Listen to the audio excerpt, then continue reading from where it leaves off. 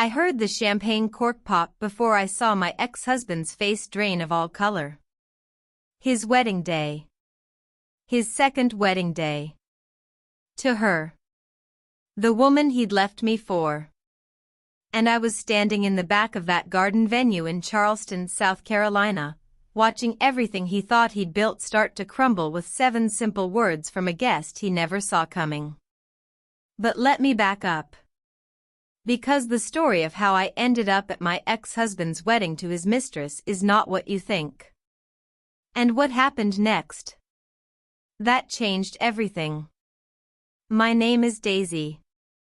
And this is the story of how my ex-husband Marcus married the woman he cheated on me with, only to discover on his wedding day that the life he thought he was stepping into was built on lies, while the life he destroyed was the only real thing he ever had. Marcus and I met in Charlotte when we were 24. I was working as a junior architect at a small firm, and he was in commercial real estate development. We clicked immediately. He was charming, ambitious, always talking about the future we'd build together. Within 2 years, we were married. Within 5, we had a beautiful home in Dilworth, a dog named Copper, and what I thought was a partnership. I supported every career move he made. When he wanted to start his own development company, I worked extra hours to keep our finances stable. When he needed to travel for projects, I managed everything at home. When he said he needed to hire an assistant to handle his growing client list, I helped him interview candidates. Her name was Simone. She was 26, polished, and had this way of laughing at everything Marcus said like he was the most fascinating person alive. I remember meeting her at the office holiday party. She shook my hand and said, "Marcus talks about you all the time. You're so lucky to have each other." I smiled. I believed her. If this hits home, tell me where you're watching from. Drop a comment if you've ever trusted someone you shouldn't have. It started small. Marcus began working later. Weekend business trips became more frequent. He'd come home distracted, checking his phone constantly, smiling at texts he never explained. When I asked about work, he'd give vague answers. When I suggested we take a vacation, he said he was too busy. I told myself it was just a demanding season. That's what you do when you love someone, right? You give them the benefit of the doubt. You trust them. Then came the night that changed everything. It was a Thursday in March. Marcus said he had a site meeting in Columbia and wouldn't be home until late.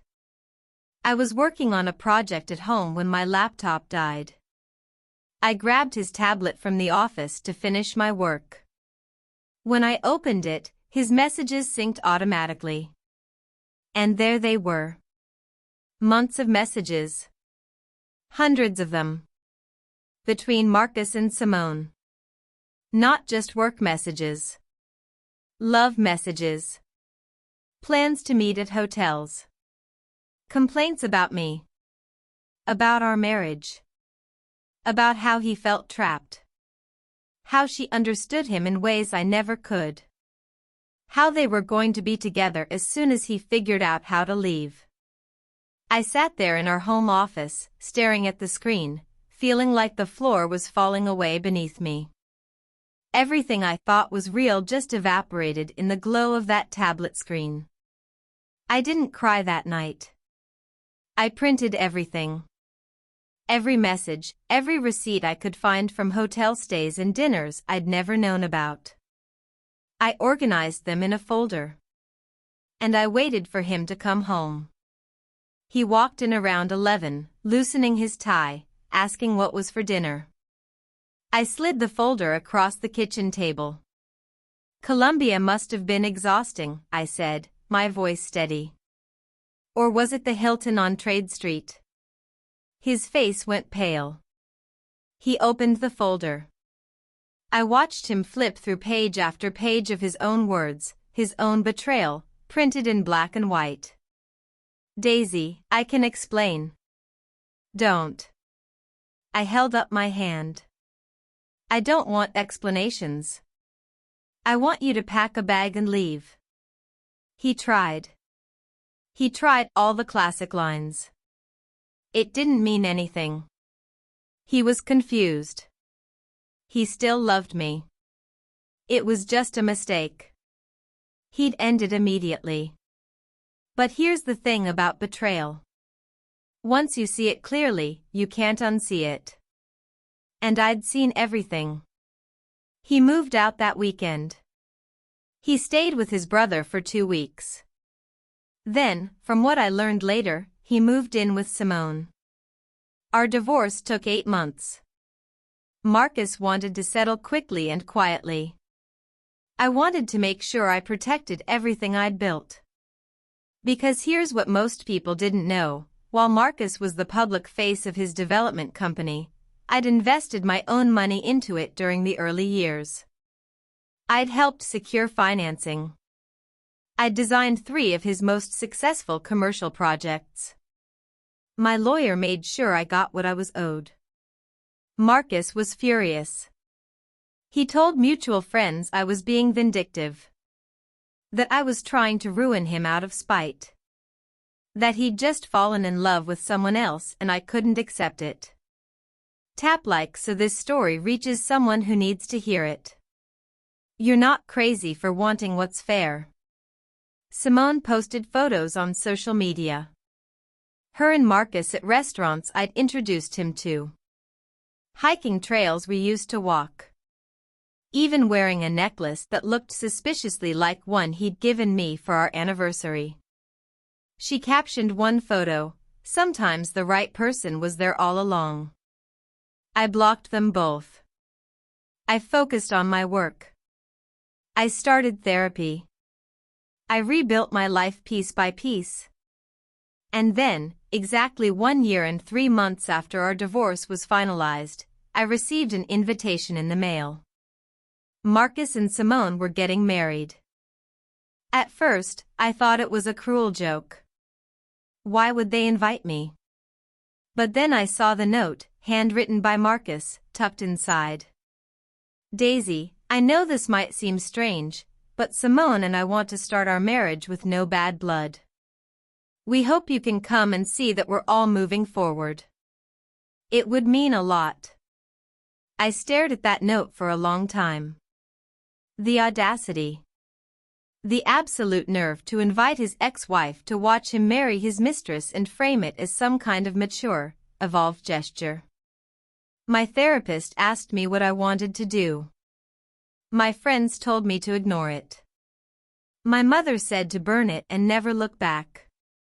But something in me wanted to see it. Not because I wanted Marcus back. Not even because I was still angry. But because I wanted to see if what they'd built on the ruins of our marriage was actually real. I wanted to see if he'd really found something worth destroying us for. So I RSVP'd yes. The wedding was at a garden venue outside Charleston. 2 hours from Charlotte. I drove alone, wearing a simple navy dress, nothing flashy. I'd told no one I was going. This was something I needed to do for myself. When I arrived, I stayed in the back. The venue was beautiful, all white flowers and string lights. About 80 guests. Marcus stood at the altar in a gray suit, looking nervous. His best man was his brother David, who'd always been kind to me during the divorce. Simone walked down the aisle in a champagne-colored dress. She looked radiant. Happy. Marcus's face when he saw her? He looked like a man who believed he'd won the lottery. The ceremony was short. Traditional vows. Lots of tears from Simone's family. When the officiant said, "You may kiss the bride," everyone applauded. I felt nothing. Not anger. Not sadness. Just a strange sense of closure. Maybe this was what I'd needed. To see that they were real. That this wasn't just an affair, but an actual relationship. Maybe that made it easier to let go. Comment if you've ever needed to see something with your own eyes to believe it was real. The reception started. I moved to a table far from the front, planning to stay just long enough to feel complete, then leave quietly. I watched Marcus and Simone dance. I watched their families toast them. I sipped water and checked my watch. Then David, Marcus's brother, stood up to give his best man speech. David tapped his glass. The room quieted. Marcus had his arm around Simone, both of them glowing. David smiled, held up his champagne. I've known Marcus my whole life, David began. And I've watched him build his career, his company, his whole life with determination and vision.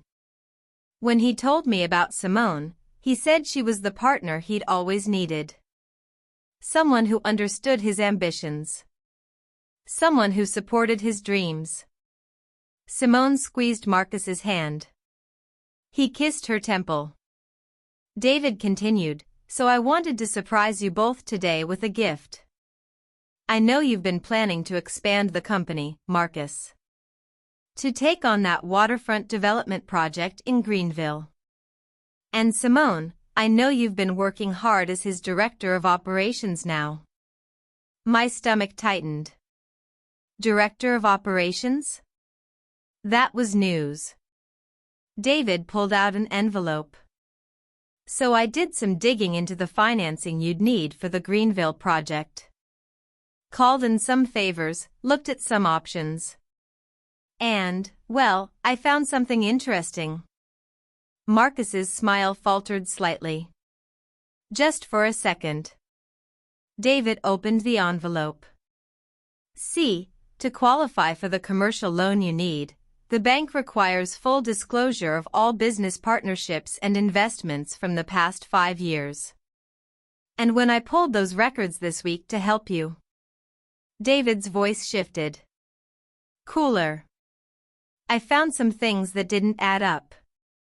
The room was silent now. Confused. Sensing something off. David looked directly at Simone. Tell me, Simone.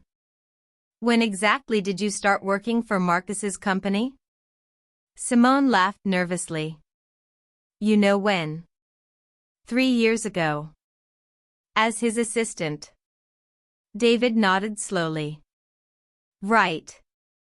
His assistant. And you've been so supportive. Especially during his divorce. He paused. Except the financial records show something different. They show that you were listed as a contractor receiving payments from Marcus's company 4 years ago. 6 months before you were officially hired. Back when Marcus was still very much married. My heart stopped. Marcus stood up. David, what are you doing? David didn't stop. And those payments? They weren't just for work, were they? Because I also found credit card statements. Hotel rooms. Dinners. All billed to the company. All with Simone. Dating back 4 years. Guests were whispering now. Simone's face had gone white. Marcus told me, David said, his voice hard now, that he fell in love with Simone after his marriage to Daisy was already falling apart. That Daisy had pulled away. That the affair only started after things were over. But that's not true, is it? Marcus's jaw was clenched. This isn't the time or place. You were cheating on Daisy for 2 years before she found out, David said. 2 years. And worse? He turned to Simone. You weren't just his assistant. You were embezzling company funds. Payments to shell accounts. Fake contractor invoices. Small amounts, spread out. But they add up. Almost $40,000 over 3 years. The room erupted. Simone stood, tears streaming. That's insane. Marcus, tell him. But Marcus wasn't looking at her. He was staring at David, his face red, hands shaking. And here's the final twist, David said, his voice cutting through the chaos. The business partner who invested in Marcus's company during the startup phase? The silent partner whose money kept him afloat when the banks wouldn't lend? That was Daisy. She put in $70,000 of her own savings. She designed his first 3 projects for free. And when he divorced her, he tried to hide those contributions so he wouldn't have to buy her out fairly. Every eye in the room turned. Searching. And then they found me, sitting in the back in my navy dress, frozen. Subscribe for more stories like this one. You never know when the truth is waiting to surface. David raised his glass. So here's to Marcus and Simone. May your marriage be as honest as your courtship. He drank. Then he walked out. The room exploded into noise. Simone was crying, screaming at Marcus. Marcus was trying to calm people down, denying things, his voice desperate. Guests were standing, leaving, arguing with each other. And I sat there, watching the man who destroyed our marriage realize he'd built his new life with someone just as dishonest as he was. I didn't stay for the rest of the reception. I walked out quietly while everyone was distracted. I sat in my car in the parking lot, hands on the steering wheel, trying to process what had just happened. My phone buzzed. A text from David. I'm sorry for ambushing you. But he needed to know what he threw away. And she needed to be exposed. I've already filed a report with the company's accountant and the bank. The evidence is real. I hope you're okay. I texted back, thank you. Because what else do you say when someone gives you vindication you didn't even know you needed? 2 days later, Marcus called.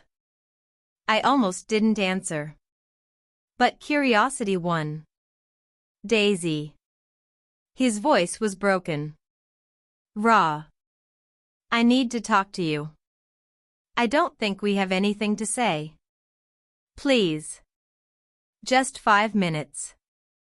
Against my better judgment, I agreed to meet him at a coffee shop in Charlotte.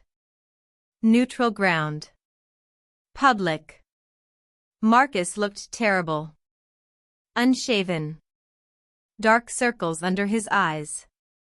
He sat across from me, hands wrapped around a coffee cup he wasn't drinking. The wedding's off, he said. Simone left. She's denying everything, but the accountant found proof. She was stealing. Small amounts over years. I trusted her completely and she was robbing me. I said nothing. The Greenville project is dead. The bank pulled out. My reputation is wrecked. Half my clients have called asking questions. He looked up at me, eyes desperate. Daisy, I know I have no right to ask, but I need help. I'm drowning. You know this business. You helped build it. I'll pay you. I'll do whatever you want. Just please. I took a sip of my coffee. Let the silence stretch. You want my help, I said slowly. After you cheated on me for 2 years. After you tried to hide my investment during the divorce. After you married your mistress and invited me to watch. Now you want my help. I know. I know how it sounds. But I'm desperate. And you're the only person who actually understood what we built. I leaned back. Studied him. This man I'd loved. This man who'd destroyed everything. And I felt nothing. No anger. No satisfaction. Just a tired sort of pity. No, I said. If you've ever had to choose yourself over someone who didn't choose you, drop a comment below. His face crumbled. Daisy, please? You didn't just cheat on me, Marcus. You rewrote our entire history to make yourself feel better. You told everyone our marriage was already over. You painted me as the bitter ex. You invited me to your wedding as some twisted proof that you'd moved on to something better. I set down my cup. But the truth is, you left something real for something shiny.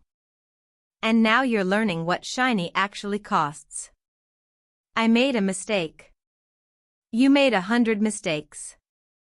For years. And I spent months rebuilding from the damage. I'm not going back into that wreckage to save you. I stood. He reached for my hand. I pulled away. I'm sorry, he whispered. For all of it. You deserved better. I know, I said. And I walked out. 3 months later, I heard through mutual friends that Marcus had to sell his company. The embezzlement scandal and the loan falling through was too much to recover from. He took a job at a larger firm, working under someone else.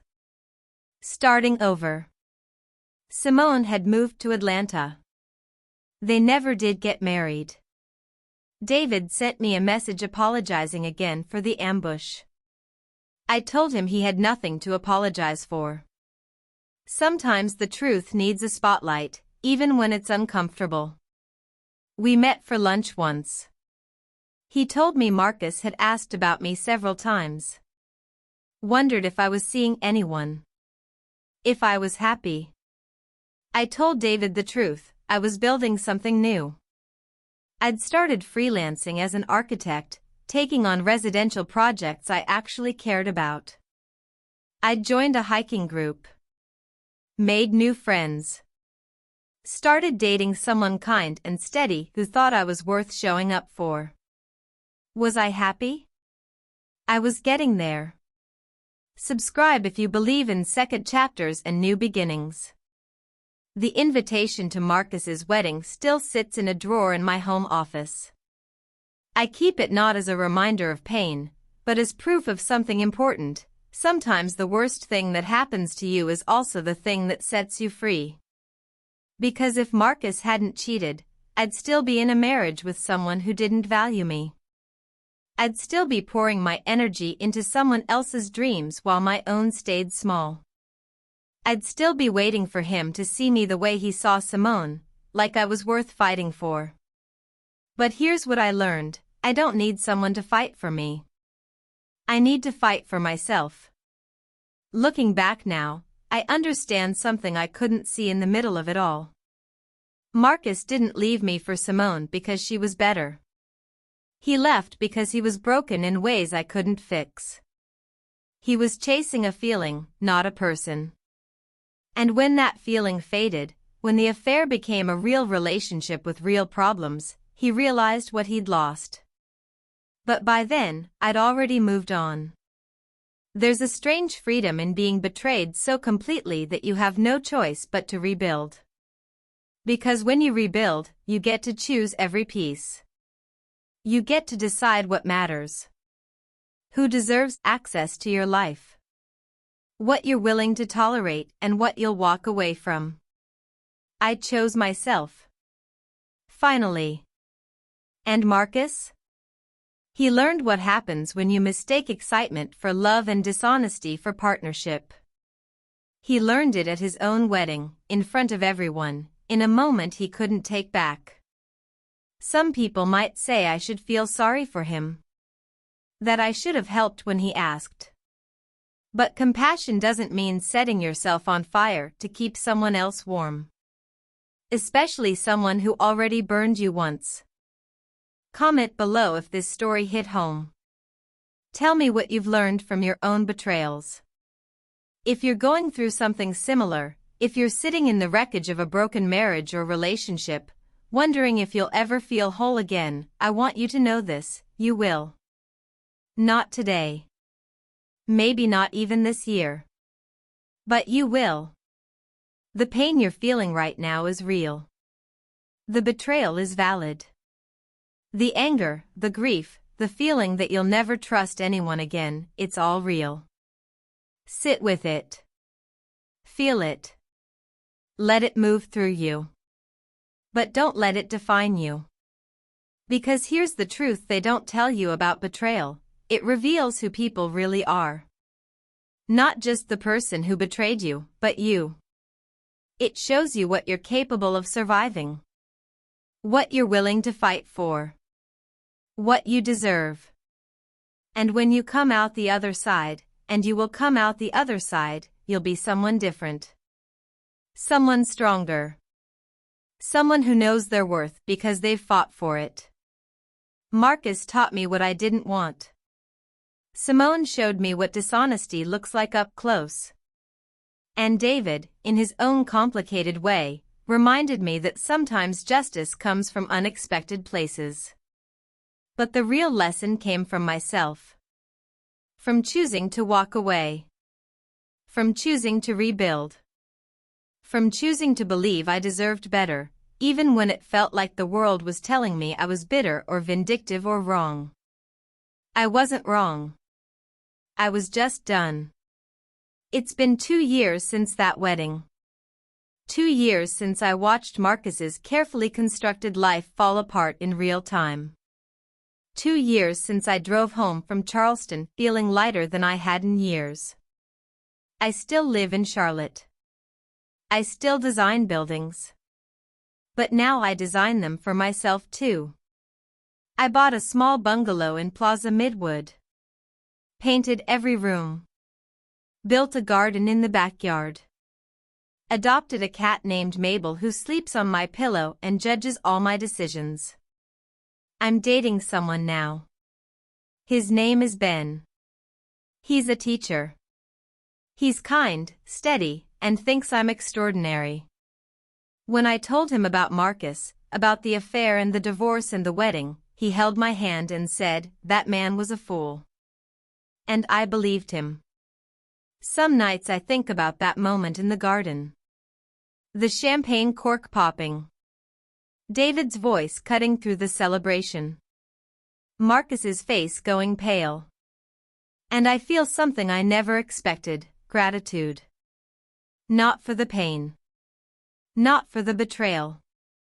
But for the ending.